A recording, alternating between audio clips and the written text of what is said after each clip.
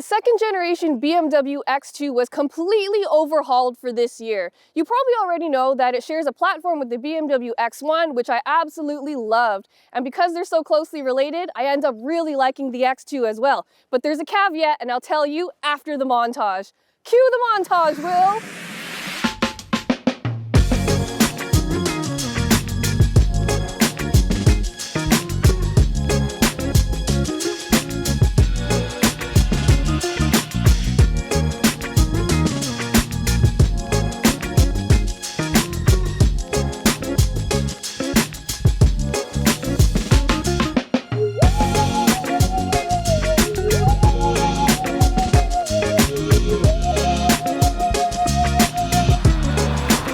For more expert car reviews, don't forget to share our channel and subscribe so you can catch some of this and maybe even a little of that.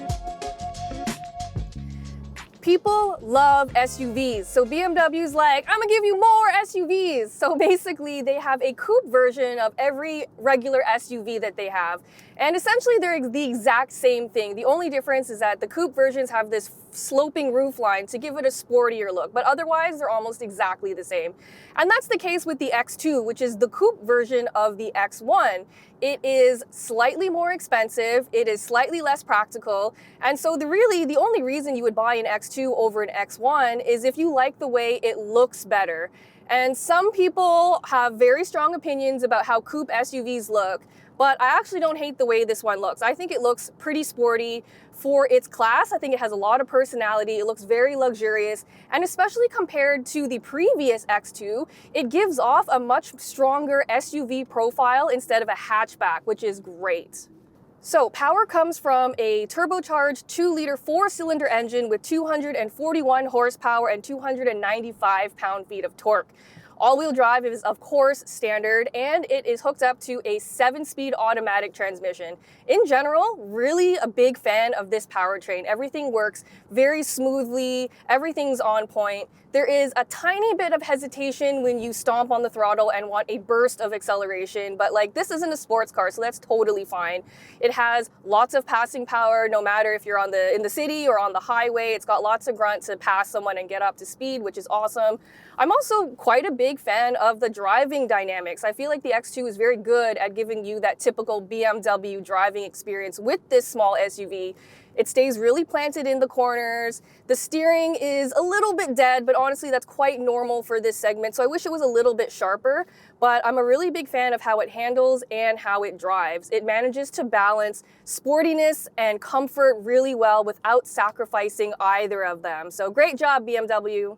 My only real complaint about this powertrain is that the stop-start is really rough, and I find it very disruptive. And the annoying thing about that is that there's no easy way to turn it off and on. You have to go into the touchscreen, do a whole bunch of taps to get there, and then it's not permanent. Like every time you turn off the car, it defaults to the regular position. So I wish there was an easier way to turn it off, but in general, it's so minor that it's not even a deal breaker.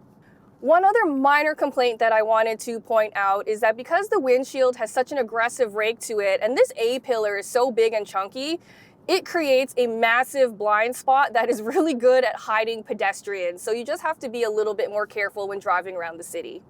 Like I mentioned earlier, the X2 is slightly less practical than the X1. I'll have Will put up the cargo capacity numbers on the screen, but compared to the previous X2, there's actually quite a big improvement. It is bigger all around, so it can hold more cargo than the previous X2, and it also has more room in the back for passengers, although our video producer extraordinaire, Will Johnson, says he has trouble fitting back there. So just keep that in mind if you have a lot of passengers, that the X1 might be the better pick for you because it has more headroom and legroom.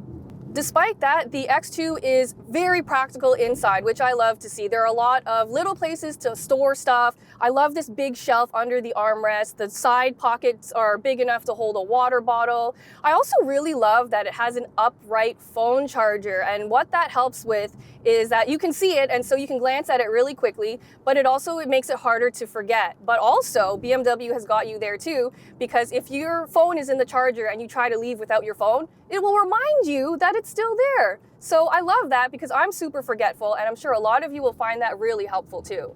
The X2 also gets BMW's new infotainment system. It's the newest version, so even better than the X1 that I drove last year. I love that it is now housed under this curved screen. It makes the interior look very luxurious. But I have to say that this new infotainment system is not as user-friendly as the one in the previous X1. But now the new X1 for 2024 is also updated with this newer system too, so they're on an equally level playing field. My issue with this one is that they really took away a lot of the physical buttons, and so now you have to go into the touchscreen to do a lot of the controls. Especially for HVAC, I really prefer having physical buttons, which makes it easier to make adjustments on the move. I also feel like the menu structure for this one isn't great. There's a lot of tapping and navigating you need to do to find stuff. So I really do wish that this infotainment system was a little bit more streamlined and user-friendly. I also really love how well integrated Android Auto and Apple CarPlay are. If you're using Google Maps navigation, it'll show you the turn-by-turn directions in the gauge cluster and in the head-up display. And that's really nice to see because that means you don't have to flip back and forth on the main screen so often. But even if you do, it makes it really easy. There's a nice shortcut. There's also a home button and a back button. So from that perspective, it is very user-friendly, and it just takes a little bit more getting used to. I also really love that this small BMW has a lot of big BMW features. Like this X2 has a lot of the same features you would see in something like an X5 or an X7. So I think that it is really important to get that full BMW experience, even in an affordable vehicle. And I think BMW did a great job with that. Just as an example, it has that head-up display I mentioned earlier, but it also allows you to use your phone or your smartwatch as a key. Also, if you don't want to do that, it will unlock the car as you approach and lock the car as you leave. So just little stuff like that makes it really convenient. There's also an interior camera, which you can use to get selfies or capture special moments. Kind of gimmicky, but I find it more useful as a theft deterrent device. So it activates once the anti-theft alarm goes off and will start recording outside and inside. So you can nab whoever stole your car and send it to the cops. I love that feature. There's also a whole bunch of other really great luxurious BMW features. Like I like the audio system. It sounds really good for a car in this price range. It's also packed with almost every single safety feature BMW has to offer. And they finally offer stuff like blind spot monitoring as standard, and they used to charge for that. So I'm really happy to see that it's now standard. Another big car feature is that it has traffic jam assistant, and that allows you to drive hands-free when you're sitting in really tedious bumper-to-bumper traffic, which makes you feel less tired and less stressed. So that's always good news. Another great feature I love is that it has safe exit assist, and that will prevent you from dooring a cyclist, and the ambient lights will actually flash to warn you. And so I love when things like that are functional and beautiful at the same time. So pricing for the BMW X2 starts at around $48,800, which I think has a lot of value. I love that it feels that BMW didn't cut any corners. Even though this is technically an entry-level model, it offers a lot of stuff that I can see in bigger and more expensive SUVs. So I love to see that. It doesn't feel like a cheap car. It feels every bit like the luxury car that BMW wants it to be. And I think that's a really smart strategy, you know? It's supposed to get people into the brand who are new to the brand. They'll be really impressed with what they see here, and then they'll level up when they grow out of this one, and they'll buy a bigger BMW SUV and stick with the brand. So I think that was a really smart strategy. The one thing I don't like is that this has a lot of expensive options in it. All in, the as-tested price for this one is about $62,000 before destination or taxes, and that for me takes it firmly out of the entry-level category, and that ends up just being not affordable to most people. To recap, I like the BMW X2's affordability, full BMW experience, and driving dynamics. I'm not a huge fan of this new infotainment system or the expensive options.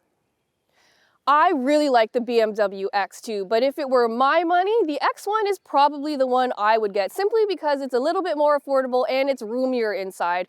But if you were looking for something with a bit more flash factor and a bit more style, I think you'll be really happy with the X2. It is a very compelling small luxury crossover that gives you the full BMW experience at a very reasonable price.